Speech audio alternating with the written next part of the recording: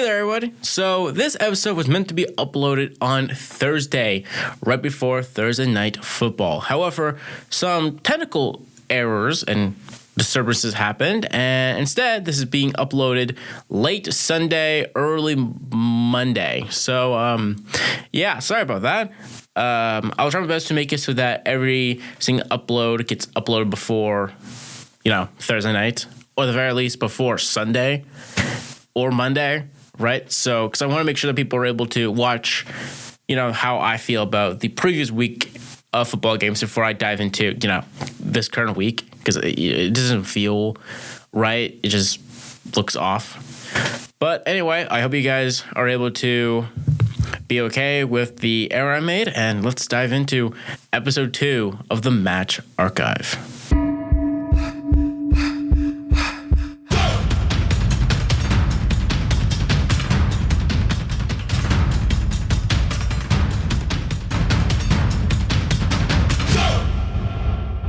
Last week, we decided to do the 2008 Baltimore Ravens versus the Pittsburgh Steelers AFC Championship game with 28 Pro Bowlers playing in that game.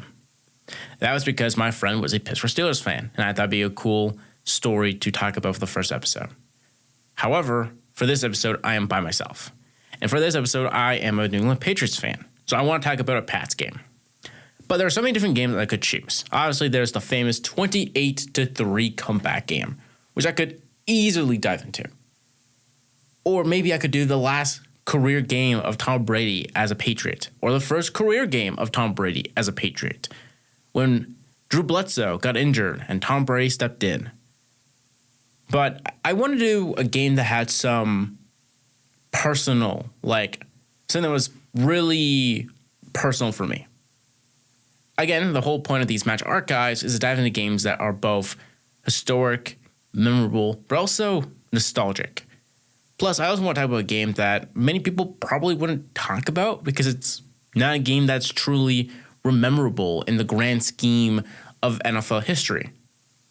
But one game that I will never forget about, and this episode's match archive game, is the 2022 Detroit Lions versus the New England Patriots.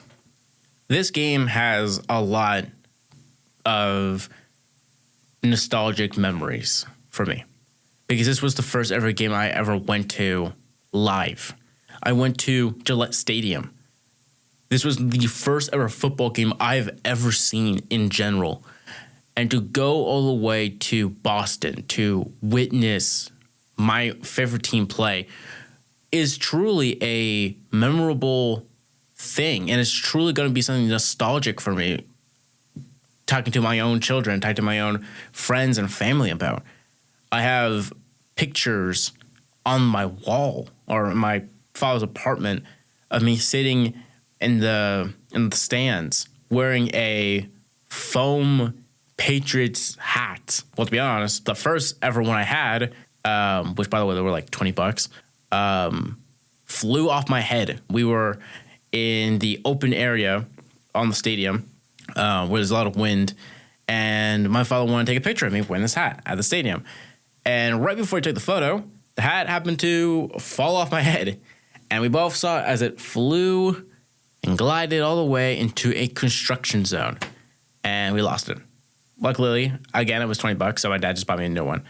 Told me that he would never buy me another one if I lost it. So I still have it in my mother's home in my bedroom's closet. So that's the personal reason behind it. It's a memorable game. There were some funny things that happened, but it's memorable because it was the first ever game I went to. But it's also memorable for another particular reason. And that is because of the fact that back in 2022, Bailey Zappi, who many people will probably never heard of or might have heard a little bit of. And definitely in the future, Bailey Zappi will not be a name that people will remember. He's a career backup. But this game was Bailey Zappi's first ever career start as a starter. Bailey Zappi did play in week 4, I believe, after Jones went injured. But Jones was injured until, I believe, week 7. So for week 5, Bailey Zappi was the starter. And Bailey did look somewhat promising. in his brief showing back in week 4. So in Bailey Zappe's first career start, Bailey Zappe beats the Detroit Lions in Gillette 29-0. Now, if we just look at the stats alone, right? Bailey Zappe was 17 for 21, 188 yards, 1 touchdown, 1 interception. Jared Goff, who is the Detroit Lions quarterback at the time and still currently is, was 19 for 35, 229 yards, 0 touchdowns, 1 interception, and was sacked 2 times.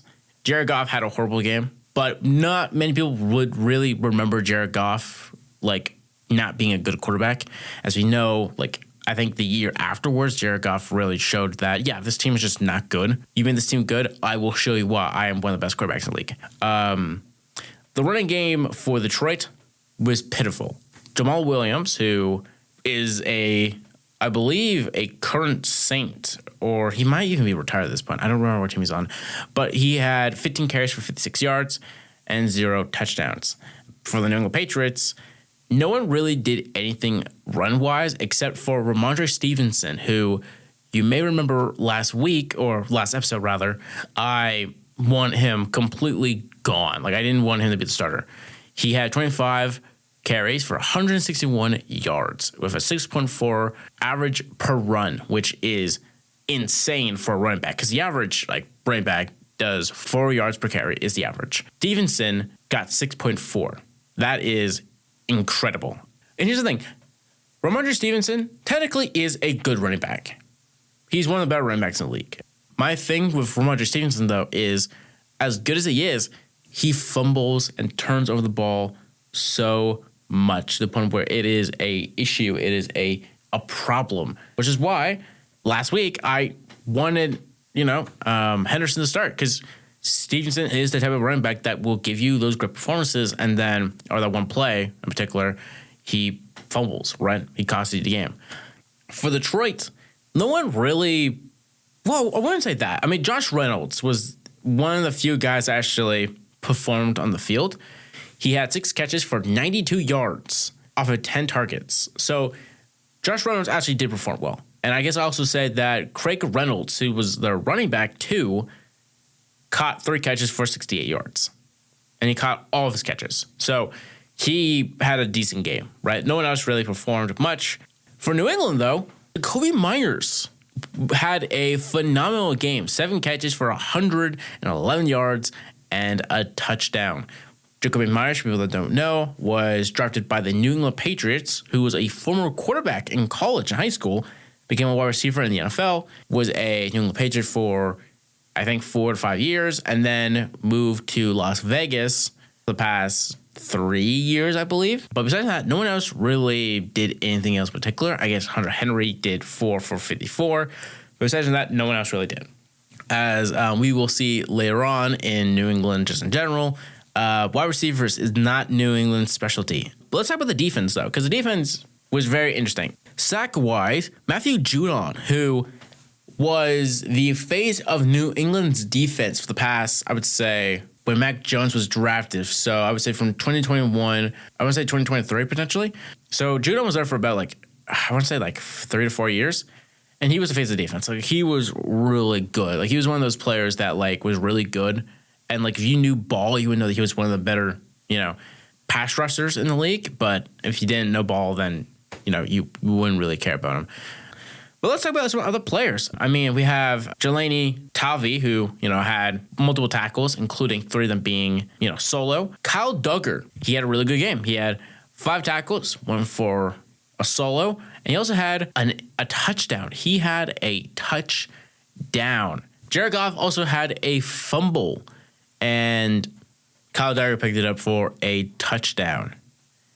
But yeah, this game was truly a New England takeover. Adrian Phillips, he had a really good game. I mean, it's one of those things where, you try your hardest for things to happen, and you just really tried, Jack Jones had an interception during this game. It was at I think it was the 2, I want to say actually. Let's actually go and look at this play in particular. Bailey Zappi, it was 2nd and 14 at New England's 35. It was a play action. Bailey Zappi throws it to Nelson Aguilar, who we did talk about last episode. When we think of a NFL player with stone hands, someone that can't catch, currently we think of Marvin Harrison Jr. A couple of years ago, we would have thought of Quentin Johnson, who now looks like one of the best receivers in the game. But during the 2010s was Nelson Aguilar, who was a long-term Philadelphia Eagle player. Free agency, where a lot of players went to New England when Mac Jones was drafted back in 2021, Nelson Aguilar happens to be one of those receivers. And then gets picked off to a Detroit Lions player, Deshaun Elliott, who had the one interception. Was able to catch that ball after being bobbled. It was truly, Deshaun Elliott is a really good safety. 19-0 with 6 minutes and 38 seconds left in the third. You got to try your best to do anything to come back.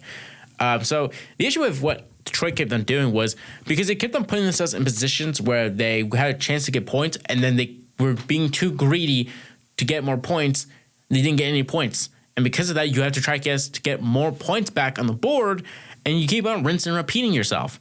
So again, this is a case where, unfortunately, this time you actually have to go for it because you have not much time left, right? You have basically 7 minutes left of the third, and then 15 minutes remaining of the fourth. New England can just chew that clock down, right? So as much as I, say this was very unnecessary by Detroit, it wasn't, because they had to put themselves in the position. So let's talk about Jakobi Meyers. I mentioned earlier that Jakobi Meyers, is currently a Las Vegas Raider.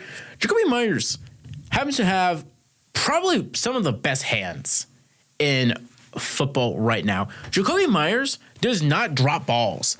He gets high targets, and he doesn't drop the ball that much. I mean, unfortunately, he kind of is more or less like a receiver that many people won't really remember or talk about much, in today's game, just because of the fact that he's on a bad team, and he's not the most impressive, talent-wise. He's the type that is going to make it because he worked hard instead of just the skills that he particularly has. He's not the type of guy that's going to, Moss, jump over a guy and catch a ball, right? He's the type of guy that is going to, use a juke move, make you think he's going to go one way and then goes the other way, right? And catches the ball like that. Jakobi Meyers is probably one of the more underrated receivers. Looking at this game, it's Detroit trying to be greedy, trying to get extra points, and them not getting it. And then they realize that, hey, we need to get points on this board now because we're genuinely going to choke this game. And then they end up losing the game because they ended up being too greedy earlier in the game. It's just a game of catch up. And when you put yourself in a position where you can't catch up, it's hard to actually catch up. This was a game that I'm going to remember. This was a game that I'm going to remember because it's not just a great game because it was a game that I went to. It's just a underrated game that people probably won't talk about. But this game was a game in the match archive for a reason. This is a game that I'm always going to remember because it has a lot of attachment and nostalgic, and it's going to be memorable for me in particular. And it's a game that is truly going to be a game in the NFL history, but this is going to be the game for me. Well, I hope you guys enjoy this episode of the Match Archive. I'm your host, Max England, and I'm signing out from episode 2 onwards to episode 3, where hopefully I'm able to actually get the episode out on time and not have to massively delay it because of technical issues. That being said, I'll see you guys next time. Closing the archive for today.